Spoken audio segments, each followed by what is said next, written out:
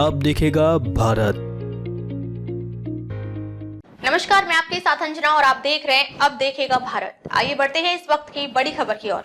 ED की महाराष्ट्र गुजरात में 23 जगहों पर छापेमारी, 170 बैंक ब्रांच की जांच, दावा फर्जी, केवाईसी से अकाउंट खोले, 125 करोड़ रुपए का लेन देन। प्रवर्तन निदेशालय यानी ईडी ने महाराष्ट्र और गुजरात के बड़े पैमाने पर छापेमारी की है, जिसमें 23 स्थानों पर तफ्तीश की गई और लगभग 170 बैंक ब्रांचों की जाँच की गई है। यह कार्रवाई कथित तौर पर फर्जी केवाईसी दस्तावेजों का इस्तेमाल करके बैंक खाता खोलने और 125 करोड़ रुपए के अवैध लेन देन के आरोप में की गई। इस ऑपरेशन में कई बैंकों, शेल कंपनियों और वित्तीय संस्थाओं के खिलाफ जांच जारी है, जो इस संदिग्ध गतिविधि में शामिल पाए गए।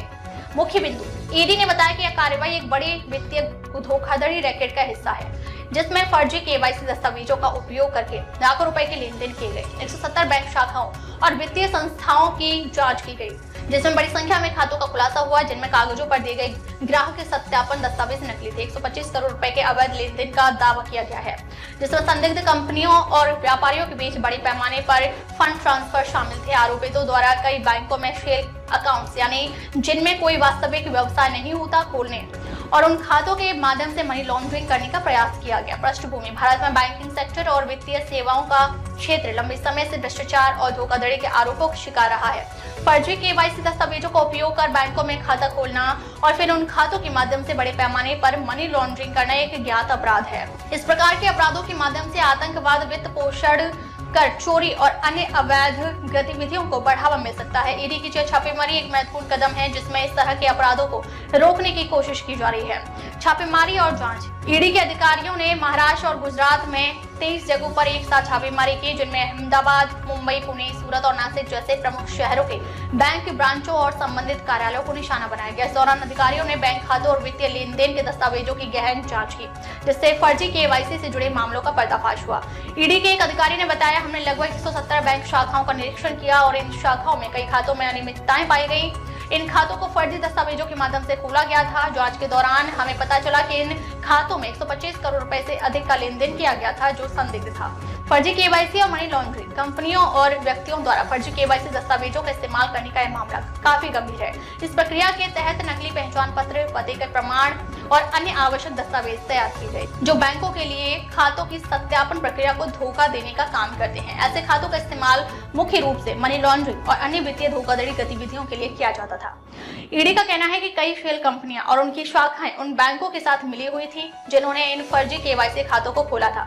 इन खातों के माध्यम से बड़े पैमाने पर फंड ट्रांसफर और मनी लॉन्ड्रिंग गतिविधियां की जा रही थी। ईडी ने इस मामले में बड़ी संख्या में संदिग्ध बैंकिंग लेन देन की जानकारी प्राप्त की है और इन सभी लेन देन की गहन जांच की जा रही है। संदिग्ध कंपनियों का नेटवर्क, ईडी के अधिकारियों ने बताया कि इस रैकेट में कई संदिग्ध कंपनियां शामिल थी, जिन्होंने अपने ग्राहकों के लिए फर्जी दस्तावेज तैयार किए थे।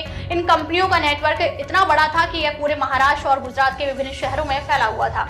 इन कंपनियों ने विभिन्न बैंकों के साथ मिलकर इन खातों का संचालन किया था। इन कंपनियों के खिलाफ ईडी ने नोटिस जारी किया है और उन्हें बैंकों के माध्यम से किए गए सभी ट्रांजैक्शन के दस्तावेज जमा करने के लिए कहा है।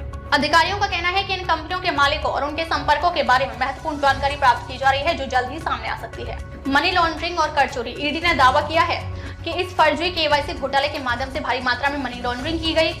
यह लेन देन न केवल भारत के भीतर बल्कि विदेशी बैंकों में भी ट्रांसफर किया गया था। इसके माध्यम से आयकर विभाग और अन्य वित्तीय संस्थाओं से छिपाए गए अरबों रुपए के लेन देन की जांच की जा रही है। एक वरिष्ठ ईडी अधिकारी ने कहा, हमारे पास ऐसे साक्ष्य हैं जो यह दर्शाते हैं कि यह फर्जी खाते मनी लॉन्ड्रिंग गतिविधियों के लिए इस्तेमाल किए जा रहे थे। इसके अलावा इन खातों के माध्यम से कर चोरी की भी कई रिपोर्ट्स प्राप्त हुई हैं। हम इन मामलों की गंभीरता को देखते हुए जल्द ही एक विस्तृत जांच करेंगे। ईडी की कार्रवाई पर प्रतिक्रिया, ईडी द्वारा की गई इस छापेमारी पर बैंकिंग और वित्तीय क्षेत्र के विशेषज्ञों ने अपनी प्रतिक्रिया दी है।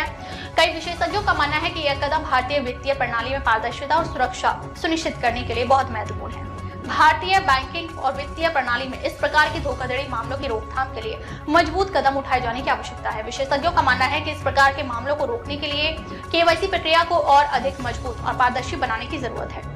भविष्य की योजना, ईडी ने इस ऑपरेशन के अगले चरण के रूप में अन्य राज्यों में भी इसी प्रकार की छापेमारी और जांच की योजना बनाई है। इसके तहत न केवल बैंकिंग संस्थाओं बल्कि संबंधित कंपनियों और अन्य वित्तीय नेटवर्क की भी जांच की जाएगी।